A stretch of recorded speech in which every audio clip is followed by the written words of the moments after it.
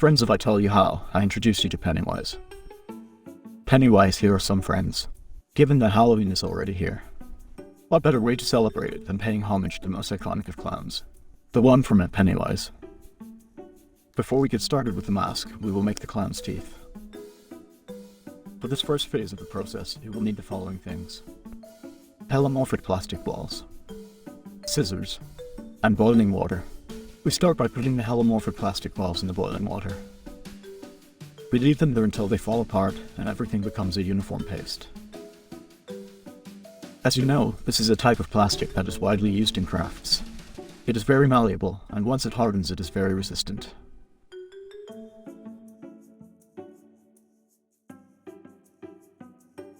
We are taking only the material we need from the glass, and we will leave the rest in the hot water. Let's start by making the front blades, which are the biggest teeth. For this we will take a strip and using our hands, shaping it in this way.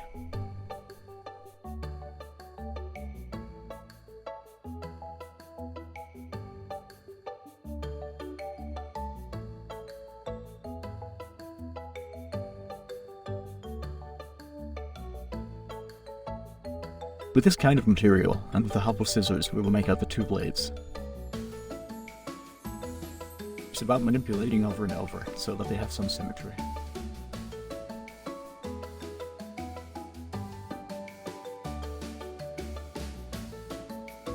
Well, now we have the front pieces. Now we're going to work on the following teeth, which I don't know if you remember, are much smaller. We will be taking the same steps for this.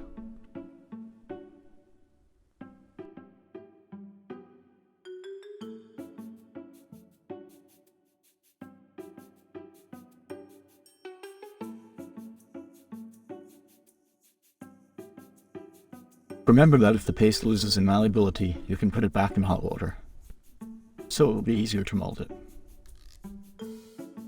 Perfect, over here we already have a tooth.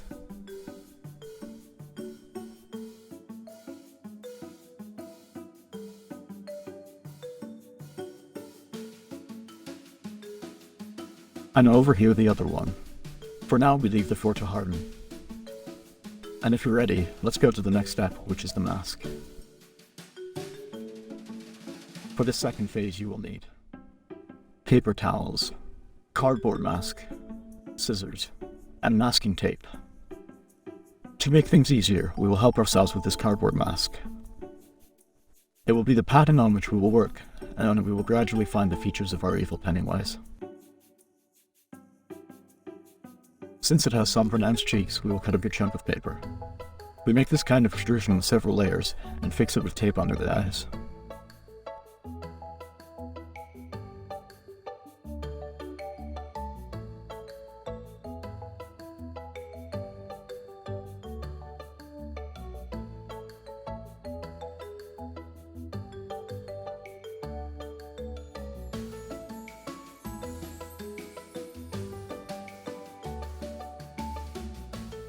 As you see, this whole process is dry.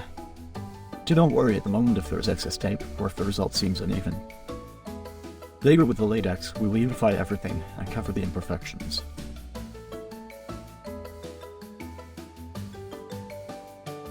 To the nose, we will give it an elongated shape, so we will put a paper ball on the tip. We also set it with a bunch of masking tape.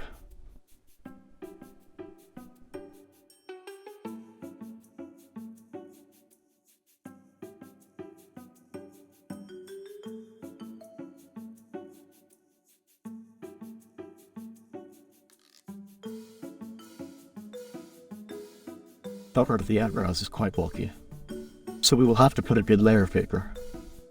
Remember that Pennywise is always angry, so they have to have some way to keep this expression.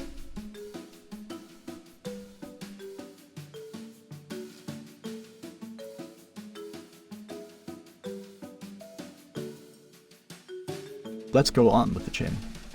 The procedure is exactly the same. The advantage of working dry and layered is that little by little you see the shape forming. And of course, if you don't like it or clear one step, you can always do Ctrl-Z and go back.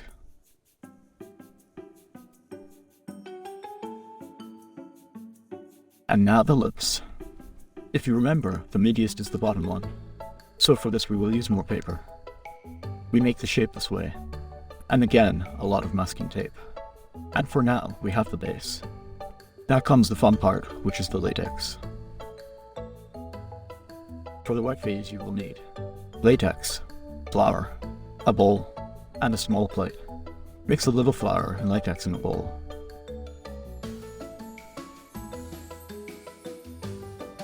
Mix everything well. The idea is that you have a texture like this. Very good, now in another dish for another bit of latex.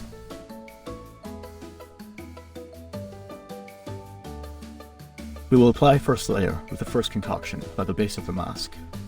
In this case, by the eyebrows. And then we will apply on the other the pure latex with the fingers. The idea is that little by little, everything is unifying and acquiring the same texture. Be careful, the latex is very sticky, so it is possible that it will constantly stick to your fingers. Do not worry, you will get used to it. If you look at each eyebrow, notice Pennywise has incisions. Well, with the help of scissors, or with the end of a brush, we will recreate those incisions.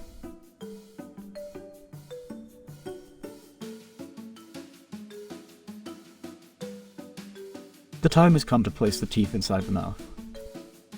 Place them in what would be their natural position inside the mouth one by one and very carefully. To set them, we will use the latex.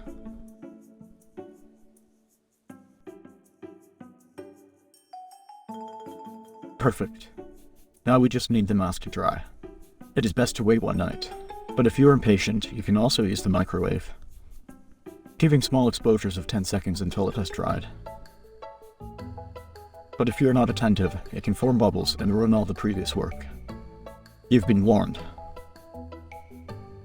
For this last phase we will need white spray, brushes of various sizes, water paint or water activated, and a wig. With our mask already perfectly dry, it's time to paint. As the first layer will be with white spray, it won't hurt to protect your workspace. We also mask the mouth to protect it from the paint. Careful also with the gases and the paint in suspension, because it's very toxic.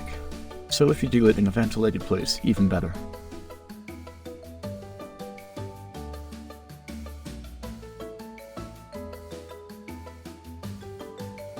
So there's the base.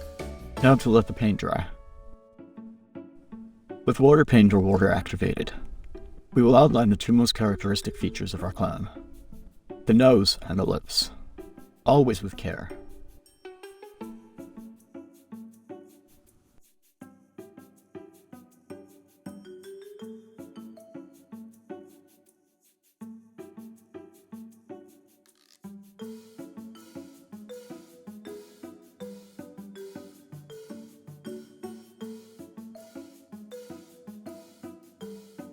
The most delicate part will come here, when you draw the lip line that reaches the eyebrows. Try to use a fine brush and maintain maximum symmetry in both strokes.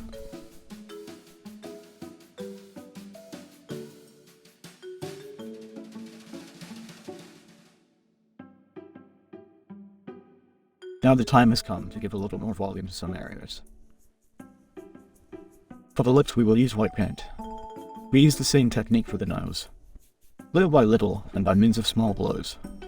With black paint we will shadow the part of the eyes, from the inside out to give it some more depth. We will also add shadow with black paint to the rest of the face. The idea is that it is something very subtle, so we advise you to go little by little. We've given shade on the forehead and sides, with a very fine brush and a lot of care not to stain the teeth. You just need to darken the inside of the mouth.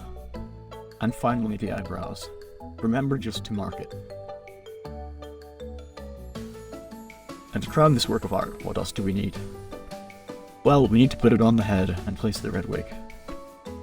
Well, what do you think about the result? That's the end of today's I Tell You How. And you already know, please leave us your thoughts in the comments. If you liked it, hit like and subscribe. Oh, and happy Halloween.